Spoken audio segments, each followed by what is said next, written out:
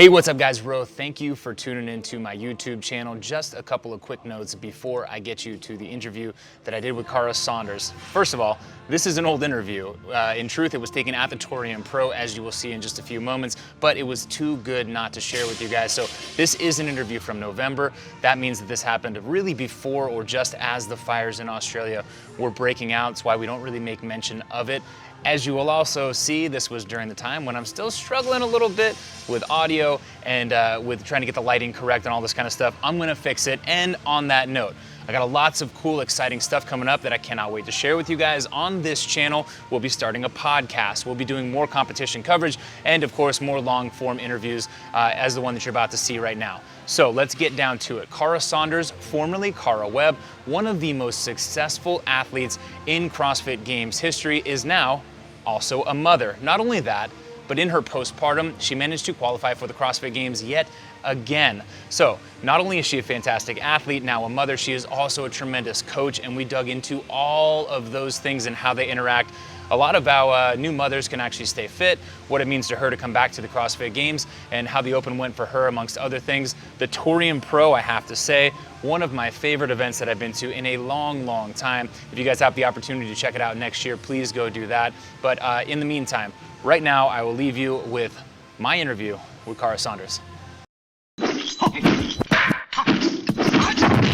Here we are at the Torium Pro.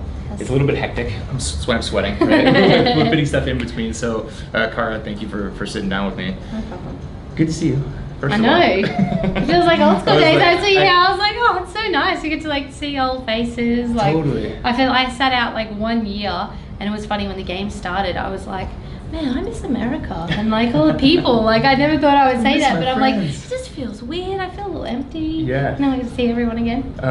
And let's put everything in context, because obviously I want to talk about the last year or two even.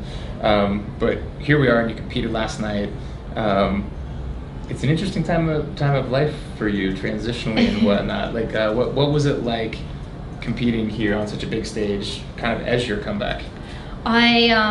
You know, my intention for here was always just like, it's a local comp. Originally it was sort of set up in the Torium gym, and I was like, I'll just do it in a pair, super relaxed, and just see how I go. The whole goal for it was to see how I went logistically, competing and fitting in Scotty, and you know, doing it for a couple of days in a row with a few workouts, and just seeing how that worked before I took it to a sanctioned event. And then it turned into like this big thing. They blew up, and it ended up here in the tennis stadium. And then I ended up doing, like, I was put in the heat to do like the open workout in a qualifying position I didn't expect to have, and I'm like, whoa. It went from like nothing to something pretty quick. And I was nervous all day. I was so nervous, I didn't know what to do, and I'm like, I could qualify, and I'm trying to find the right answer, which there isn't really one. Sure. But getting back out there last night, as soon as I was out there, I was like, oh no, it's fine, I know what I'm doing. But like, you build it up bigger before you get there, right? Of course. And I know you to be really solid upstairs. Like, you're very cerebral, like you think about things quite a bit. But do you get into your own head? Totally, yeah. Do you really? Yeah, I do. I mean, I think the people who have like the mental tools are the people that have needed them, right? So, you know, I consider myself pretty mentally resilient, but through failures, you know, like I've had to find success in failure, and that's why I look for those tools constantly, and they still do kind of come in, like they definitely do come into my head and come into play. Like, I still am human and my brain turns over a lot, so I just have to have ways that I can use it to be successful rather than letting it pull me back. Otherwise I wouldn't be where I am. If we use last night as an example, before we fired up the camera, you said you kind of just, once you got out on the competition floor, you felt cool, but then you said you were kind of analyzing where you were getting spun up on yourself, and kind of analyzing what you needed to change. Yeah, that's exactly right. So I just, you know, like I have to, this is practice, you know, like everything I'm doing now is just practice, and I just have to figure out, the best thing you can do is look yourself in the mirror. Really, that's what it comes down to, and just analyze where anything came unstuck, and then try and figure out a way to fix it, and that's really all I can do. Right on. 2017, second place. Yeah. In order to do that, you made some massive changes. So now we're gonna rewind way back. Yeah. I don't know how much you're you talk about that kind of stuff, or what? I know we say it a lot, like, oh, you made these huge changes. Yeah. Can you put your finger on like what exactly were they? Like what needed to happen? Because the result was obvious that you performed better than you ever had. Yeah. Do you know what? There was so many changes from like personal life to like my gym structure where I was training to changing my nutrition, like so many things, like so many moving parts that equaled like little 1%ers that added up. I don't know which. I don't think I can pinpoint one change, but the overall theme was that I just threw out anything that didn't feel like it was right in my gut and in my heart. And so if it just didn't seem right, if it wasn't working, if people were not right or not sort of conducive of positive things, then I just made the call to just go no. And I did that in every aspect, and then I replaced it with things that I thought were going to be a yes and be good, like refill it. And so I think that theme alone was a massive combination of all of those changes, but that one theme is really what led to success. And then I took the pressure off too, because I made so many changes, and some of them were kind of like not planned and kind of didn't start from a great place, that I sort of was like, oh man, I don't even know if I'm going to do any well now.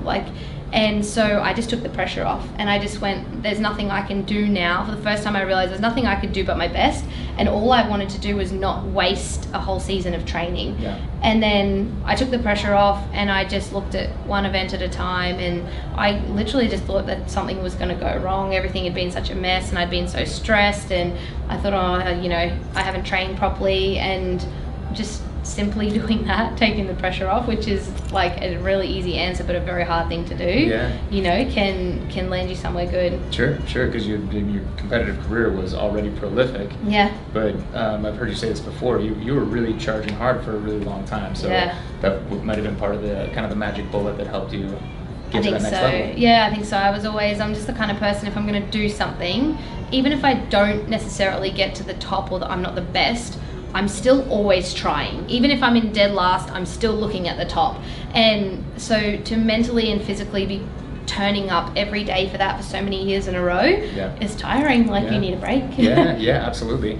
And so fantastic finish then, 2017. Yeah. And shortly thereafter, you put it in context, put it in a timeline for me.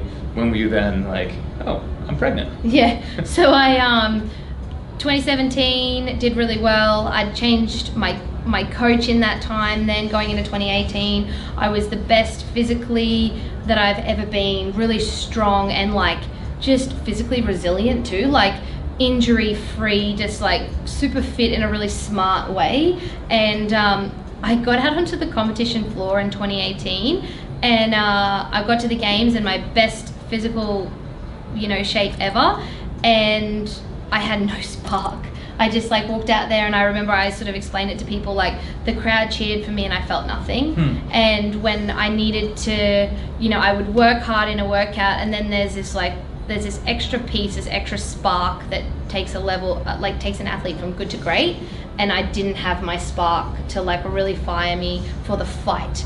And so I was really good and placed fourth, but I didn't have the spark that needed to take me to challenge the girls and to really there's a lot of little things I was I didn't even realize until I got out there. Yes. And then we had a couple of weeks in the States afterwards, just to chill, and I was man, I don't know what I'm gonna do. I don't know where I'm at, but I feel tired. I'm mentally tired. I don't think I'm done, but I don't know where I'm at.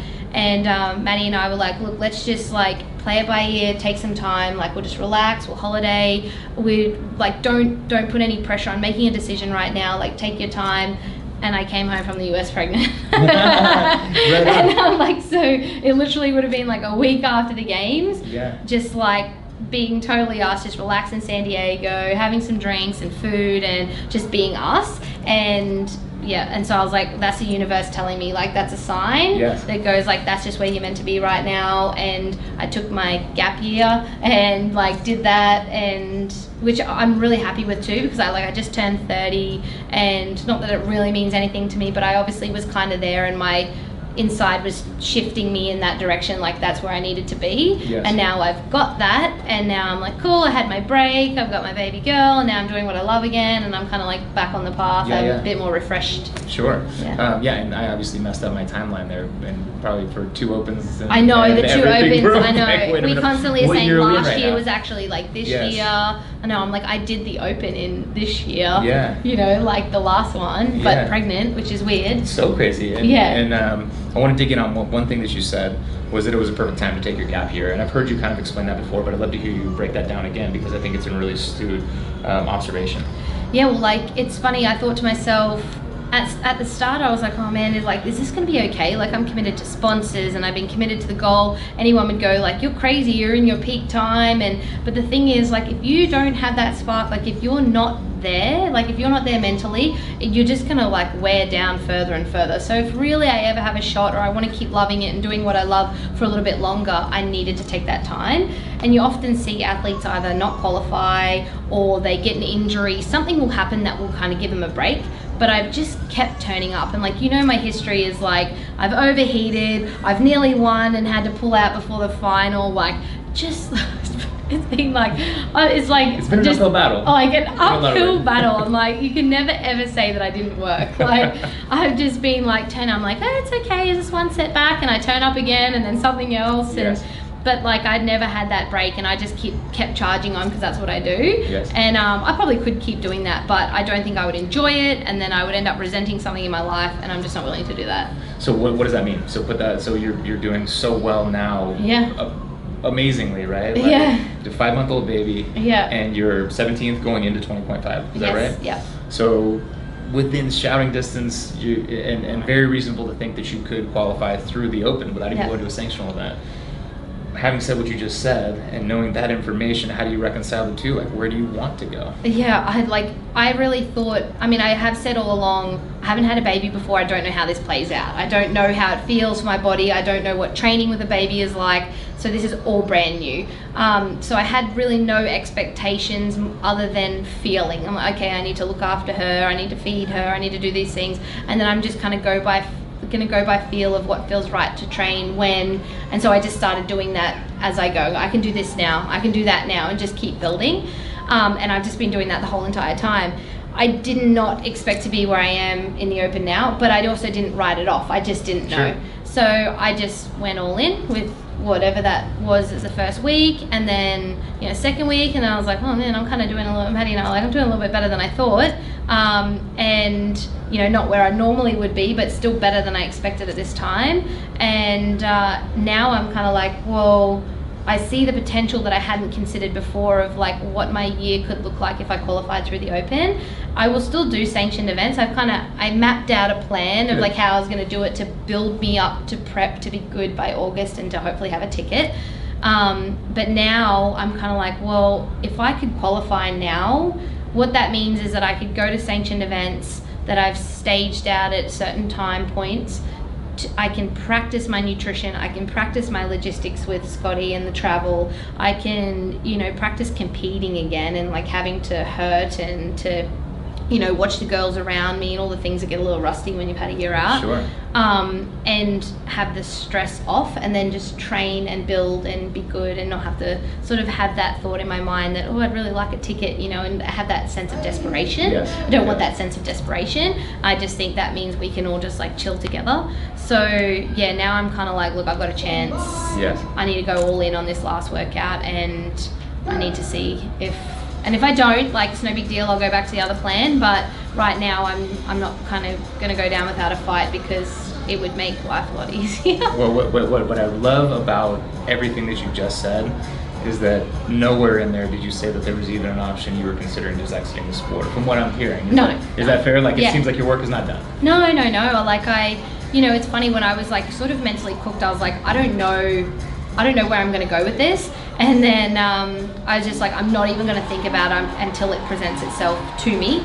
And it was about like 6 months into my pregnancy, 5 or 6 months in, I was like, I started to have this moment. I'd had a break. I really enjoyed having a break and just exercising rather than training, and taking a day off. I wanted to take a day off and just like deload. And then all of a sudden I had this shift where I was like, wait a minute, I really like that. I like turning up, I like training, and I realized I just needed a break, and I love what I do.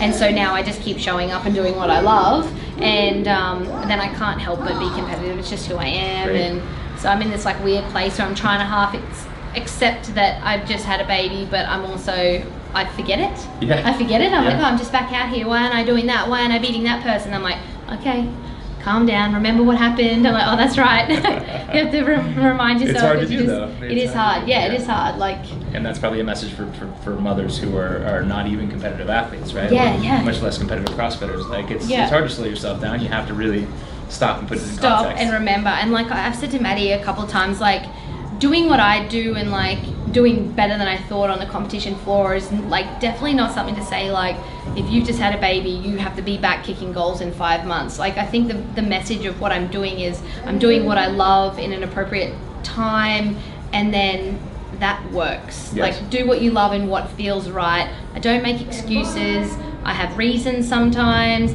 still prioritize that, and like I just think you can get somewhere good if you're just doing what feels right for you, you know. Yes. And for me, I'm a competitive athlete, so I'm kind of just ending up back there. I'm back to work, I'm doing what I love, and just kind of like doing it the best I can, but you know, with her still as number one priority.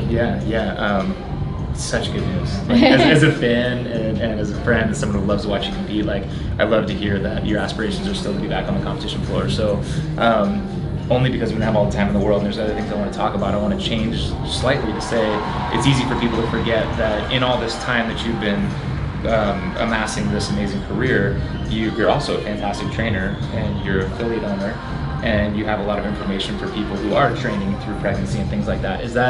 Are you fired? Has it fired you up in a different way, like as a trainer? Like, are you more kind of more focused, or are you kind of widening your view to incorporate more of that? Like, because I can only imagine how many people are reaching out and saying, "What do I do when I'm pregnant? What do I do postpartum?" Yeah, there's this massive gap of like, people just don't know, and there's definitely people out there doing a really good job of providing information. I think one of the hardest things though is that a lot of it is online, and it's really hard to then link up that information with your healthcare provider or like where you're at and knowing what's okay. And there's this big like CrossFit's like this community that like often doctors and things that don't quite get. Sure. They go, oh no, and everyone would rather say no.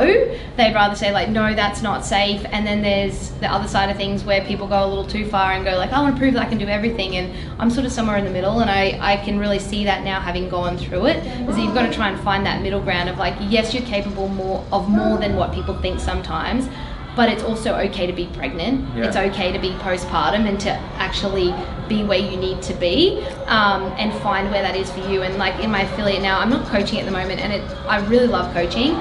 It's just really hard for me to commit to those time windows while I'm breastfeeding her. It's just the times of coaching in the morning and the evening are like wake up time and bedtime. It's hard to do with so, the baby in a boob too, I know, right? and I'm like, I'll be like, hey guys, stop, sorry, just keep snatching while I go and feed my baby. Like, so I'm really looking forward to getting back into that, but I'm definitely more considerate of the fact that there's a huge community of people looking to me going like, you've done this, how do I do it? I don't know what to do, and I didn't know what to do. Yes. But I use the knowledge that I have, and the experience that I have, and the connection with my body to try and find my way. And then I ask a lot of questions, and I do want to find a way to share that a little bit broader. I'm just not really sure how to do that just yet, but there's a lot of people reaching out, and it's really, really important because it's a super vulnerable time for a woman, but it's also a super amazing time. Yeah. And I think it's really sad if people miss that amazing aspect because they get stuck in the vulnerability. Yes. Or vice versa, like if you have too much of one or the other, like you got to understand your vulnerability, and that's okay, but also really embrace such a really cool time because there's just nothing like it. Of course. Absolutely nothing like it. So yeah, I definitely have a massive compassion. I've got this cool new community too, like this new like fan base, like my little mum crew, like fit mum crew. Yes. That like, it's so cool. Like it's like if like people are not a parent, like they'd be like lame, but Dude, we were laughing before we started because you're saying like, well, there's so many babies in CrossFit now. when we had our babies, I was like, we're like on an island. I feel like Yeah. you know, like an old guy, Yeah. like Yeah. pushing my Well, stroller at our the games. parents, like, we like rock up to a dinner and we've got like pram, baby, carrier, snacks, like all this Yes. stuff. If you don't know, there's no way you can know. If you don't know, you're not gonna know. Like, you're gonna be totally bored right now. But for everyone else who is a parent or a grandparent or whatever, Yes. like, you can understand. Yes. Like, it's so cool, but it's so crazy, and I think it is really fun. Like, I feel like this kind of connectedness to like this new community, and I think that'll just kind of grow, and I think I'll have some kind of like different role in that in some way. I just don't know how at the moment. Like, Sure. I can see it, but I'm like just finding my way. Yeah. Well, and the good news for people who are interested is you're crushing it on the content game. So like having, you know, through not just Instagram, but now the YouTube stuff, which is longer form. You can be super informative and stuff. Totally. Anything else that we should be watching? No, that's the main ones at the moment, where the YouTube thing is literally, I think the Instagram platform can really come across a little bit synthetic at times. Yes. And you know, it's like a cool picture or whatever, and it's like missed, and like I do have a message, and I think sometimes things get lost in translation or in text especially, or in an image. So I think YouTube's a good platform just to start. We're totally new, like Maddie's, you know, figuring out how to put the videos together and stuff himself, but we're just slowly finding a way to communicate with people, and the feedback that I get from a whole range of people, just that they feel like they can relate, and that's what I find is so cool, that like watching a video is that they feel like a connection and they can relate to something, and all of a sudden certain things can be okay. Like, people don't feel like they're on that lonely island, and so I think if I have the opportunity now to go to that platform for that reason, that makes me feel good too. So that's cool. But yeah, then maybe someone will see it. Like, I've looked to other people and then experienced a lot of things, and now I'm in this boat where I've experienced both sides, and if I can put them together and share it, then hopefully some people hear it and it helps them get into the gym and do something but feel okay about whatever they can do or can't do, or whatever. It's an amazing platform in that sense, where the most compelling things to watch are the people who are being the most vulnerable oftentimes, like sharing, you know, something that's from the heart. So good. So we'll be following you there, and then I guess I want to tie up the conversation because you got a baby and I got to go down to the competition floor. We got places to be. We got places to be with knowing that goals are to come back to competition. What and I have to assume that you watched the game season and you had said before it started, hey, it's a great time for me to take my gap year. It's a great time to wait and see how things shook out. What's your quick assessment of the new reality? And then I'd love to hear your thoughts on the games last year. I'm not gonna lie, I didn't pay a whole lot of attention to the games last year. I watched, we went away to Byron for the weekend and we were kind of chilling, then we were like, oh, it's CrossFit Games this weekend. Like, we were just in like baby bubble. But I respect that. It was really nice. We watched a leaderboard and that was super thrilling. I think it's really, really thrilling. I think that it can be a positive change, but it's still in a real growth shift. And I think it's, you know, we were just kind of finding our way with the games, and now we've had a big shift, so now it's going to take kind of a few years to get back to that again. For me, I do what I do.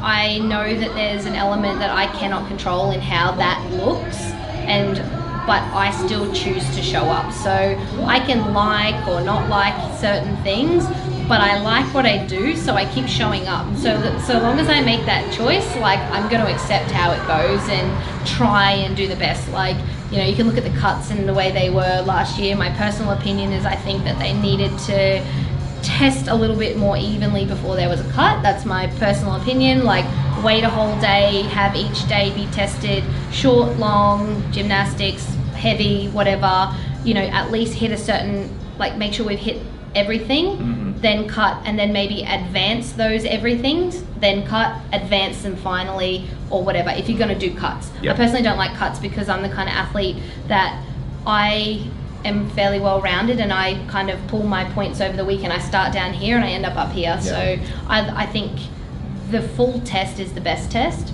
personally.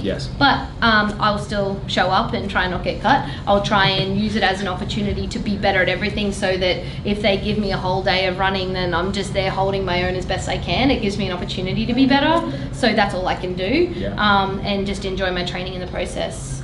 But this is the only attitude you can have. It's all you can do. Like, there's I don't run the show, but I can enjoy my training. I can enjoy being better and being exceptionally fit. I like being fitter than the average person and feeling really good and healthy, and I love competing, so I just roll with it now. And for the season, I don't know, maybe I fast track things a little bit because I'm a little bit further ahead than I thought, and maybe I shift I haven't really thought about my goals for the games yet. I was sort of like, oh, year one, I don't know, but knowing me, I'll probably want to just fit right back in where I was. Right? Yeah. It'd be hard not to. It'd be hard not to. And I'm okay with that. And if I fall short, I'll be disappointed for a second, but at least I tried. And then you'll go home and you'll snuggle a beautiful baby. Exactly. Yeah, I win every day. Yes. Yeah. It's so good to see you, man. Yeah, it's so good. It was so, like, it was magical to see you on the floor, That's you so know. cool. And so I'm glad to hear that you're back. Glad is an understatement. And thank you for taking the time. This is awesome. Anytime. It's been good.